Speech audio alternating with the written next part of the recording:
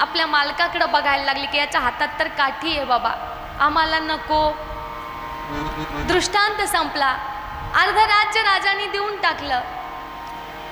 हे मी कशासाठी सांगितलं? जीवाच्या मनाचा स्वभाव असाच असतो. आपल्या मनाला किती दिलं ना तरी ते कमीच आहे बघा. किती द्या, मनुष्य कधीच म्हणत नाही की मला नको, असं म्हणतच नाही. अजून पाहिजे, अजून पाहिजे. मग त्यावेळेस काय करायचं? सद्गुरूंच्या विवेक ज्ञानाचे कोडे त्याला एक एक फटके मारायचे. म्हणायचं हा, महाराजांनी काय सांगितलं? 34 माळा जप झाल्याशिवाय पुढे जायचं नाही. बस.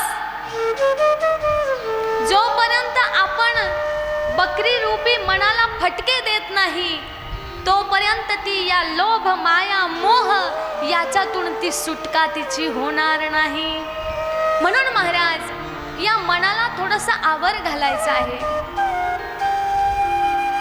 तुम्ही म्हणताल मंगलाचरण सुरू होतं, भजन सुरू होतं, नंतर कथा सुरू होते का? कारण की याचं कारणही एकच आहे. हे जे मन आहे ना हे सारखं फिरत असतं. म्हणून आधी मंगलाचरण भजनाच्या माध्यमातून तुमचं मन एकाग्र झाल्यानंतर मग काहीतरी सांगणं आणि मग ऐकणं.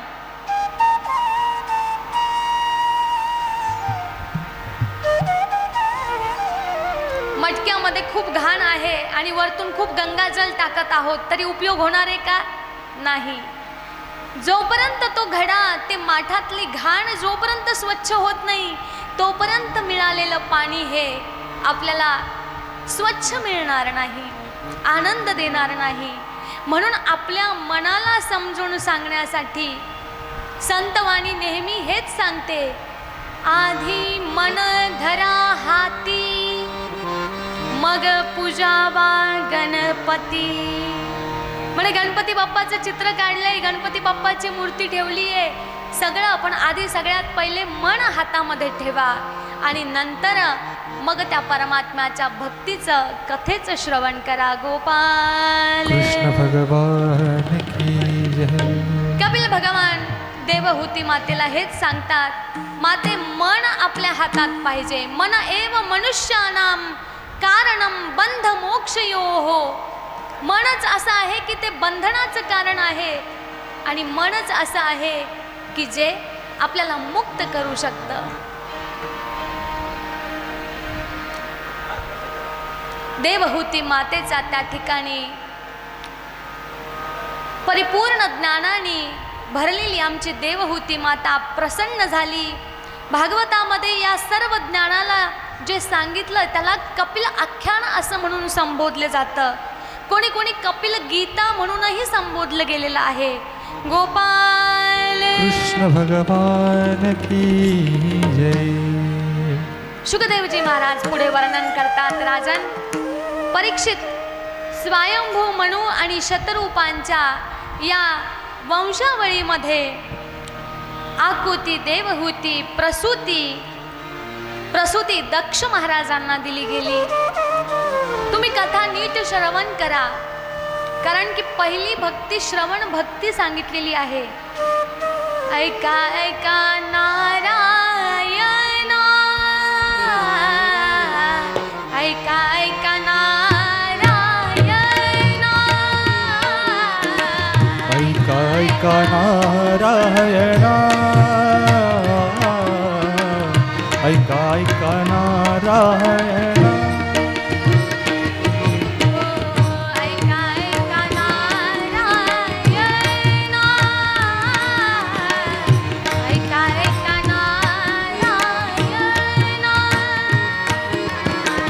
ऐका ऐका नारायण, ऐका ऐका नारायण. ऐका हो नारायणा, माझी परिसा विज्ञापना कर जोडितो कथे काळी. कथेच्या समयी मी आपल्याला नमस्कार करतो. पूज्य ब्रह्मलीन पिताश्री आणि स्वामीजी नेहमी सांगायचे की कथा स्वतःला सांगा, कथा समोर बसलेल्या कृष्ण परमात्म्याला सांगा. आपलं दुःख जाणणारे आणि आपलं हित साधणारे फक्त परमात्मा आणि संत याशिवाय जगामध्ये कोणीही नाही महाराज. त्यामुळे त्यांना सांगा,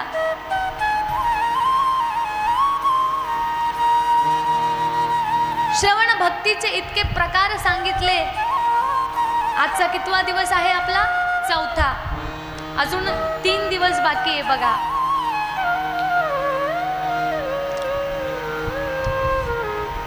तीन प्रकारचे श्रवण सांगितले आणि त्या श्रवणाचा प्रभाव सांगितलाय.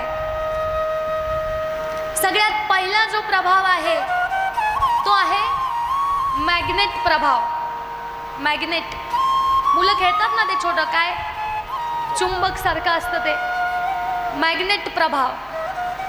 चुंबकीय प्रभाव, कधी कधी कथेचा चुंबकीय प्रभाव बऱ्याच जणांना पडतो बरं का. कसा? ज्यावेळेस लोखंड आणि ते मॅग्नेट जवळ येतं त्यावेळेसच ते चिटकल्या जातं, बरोबर? त्याच्याशिवाय ते चिटकत नाही. ज्यावेळेस कथा मंडपामध्ये संतांच्या सानिध्यामध्ये वक्त्यांच्या सानिध्यामध्ये जीव असतो त्यावेळेस तो तसाच लो चुंबकासारखा चिटकून बसतो. वा वा, क्या बात आहे, राधे राधे, जगदंब जगदंब, तो प्रभाव पडतो. आणि जसं मॅग्नेट बाजूला झालं, लोखंड ते लोखंड राहून जातं. जोपर्यंत जवळ आहे तोपर्यंत त्याचा प्रभाव राहतो, कारण त्यांनी श्रवण त्या पद्धतीनं केलेलं असतं.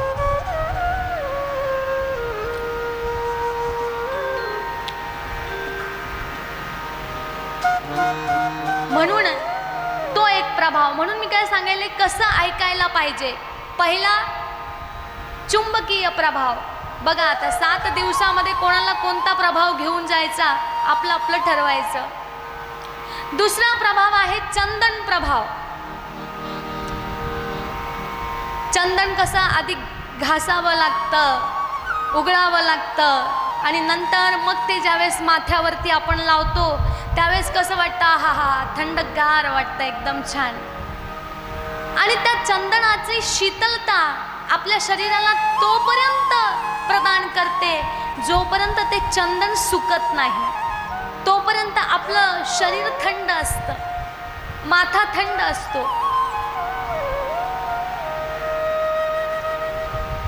ते काही काळापुरतं, काही 3-4 तासापुरतं आपल्याला थंडावा देऊ शकतं. काही श्रवणाचा प्रभाव तसा होतो, 3-4 तासापुरतं छान वाटतं, घरी गेले की पुन्हा जैसे थे. मंडपात 4 तास मस्त थांबतात, घरी गेल्यानंतर पुन्हा सगळं विसरून जातात. असं कधी झालं का हो महाराज, की कथा इतकी छान आवडली, इतकी सुंदर झाली कथा आणि देहभान विसरले आणि मी देशपांडे काकाच्या घरी न जाता दुसऱ्यांच्याच घरी जाऊन बसले? असं कधी झालंय का? आपण स्वतःच्या घरी न जाता दुसऱ्यांच्या घरी कधी जातो का? का बरं नाही जात? कारण देहाला ती सवय लागलेली आहे. माझा घर नंबर, माझा प्लॉट नंबर, माझा बंगला, माझं गेट, माझं लॉक, माझी चावी, सगळं डोक्यामध्ये फिट आहे आपल्या. किती ब्रह्मज्ञान ऐकू द्या, पण गाडी बरोबर आपल्याच ॲड्रेसवर जाते. असं कधी होतं का दुसऱ्याच्या घरी, अरे कथा ऐकून विरक्त झालो आणि समजलंच नाही, दुसऱ्यांच्याच घरी येऊन बसलो, असं होतं का? नाही.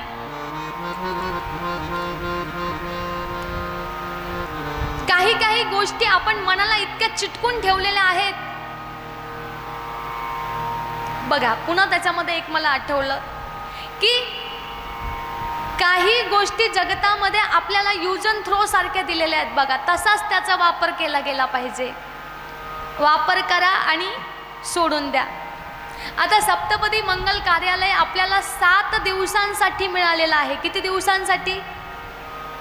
आणि जर तुम्ही त्याच्याशी अटॅचमेंट करून बसलात की नाही कार्यालय माझंच आहे, मी कार्यालयाचा आहे, 7 दिवसानंतर तो मालक येऊन आपल्याला बाहेर काढून देईल, तो म्हणेल चला फक्त 7 दिवसाची बोली झालेली आहे, याच्या पुढे नाही. 7 7 दिवस ज्या आसनावर बसलेलो आहोत आपण, ते आसन फक्त 7 दिवसापुरतंच मर्यादित आहे. कथा झाल्यानंतर 8व्या दिवशी कोणी जागेसाठी भांडण करणार आहे का, ही माझी जागा आहे म्हणून? कारण का मनामध्ये ठरवले फक्त 7 दिवस थांबायचे, जास्त नाही.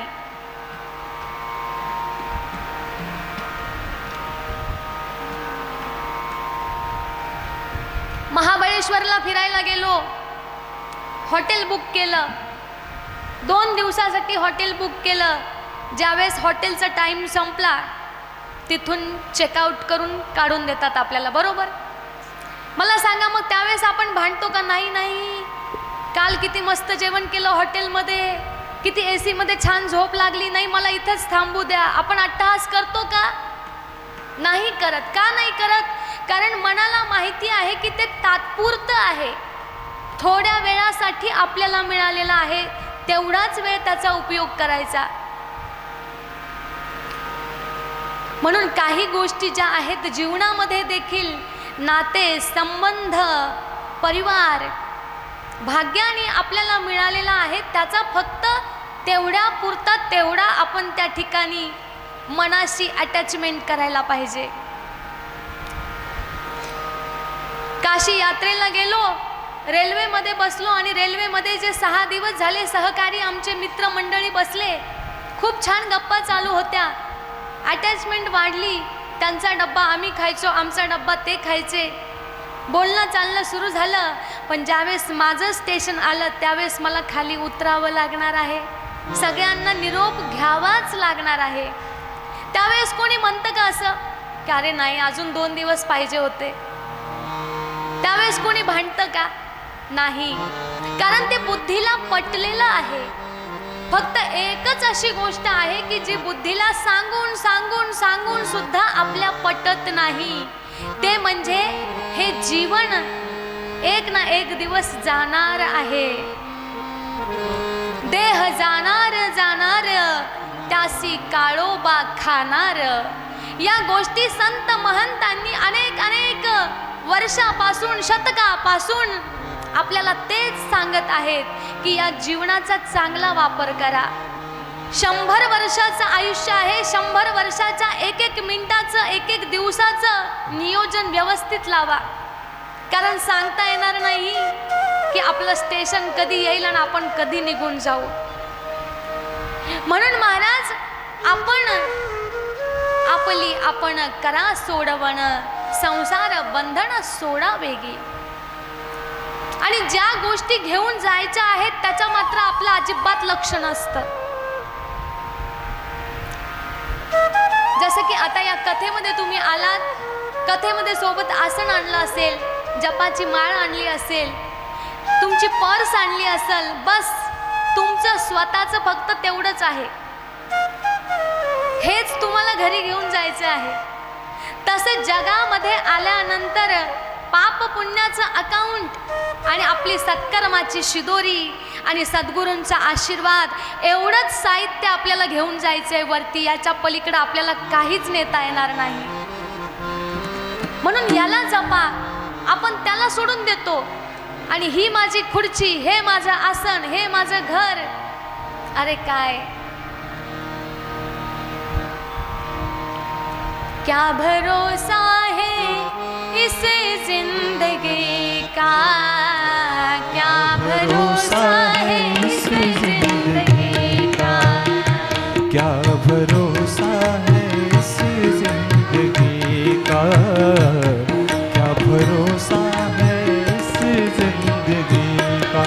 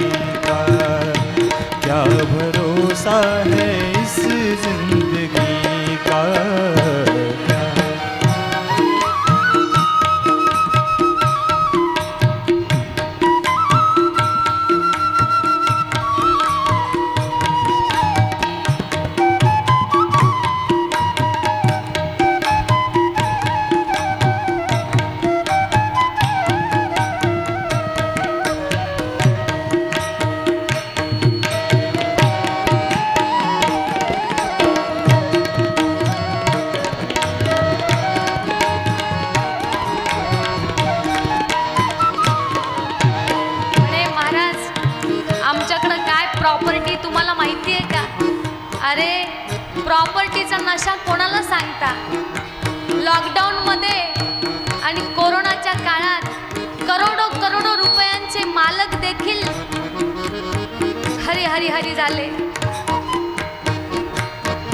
यहाँ धनवान हो गए बड़े बड़े, यहाँ धनवान हो गए बड़े बड़े,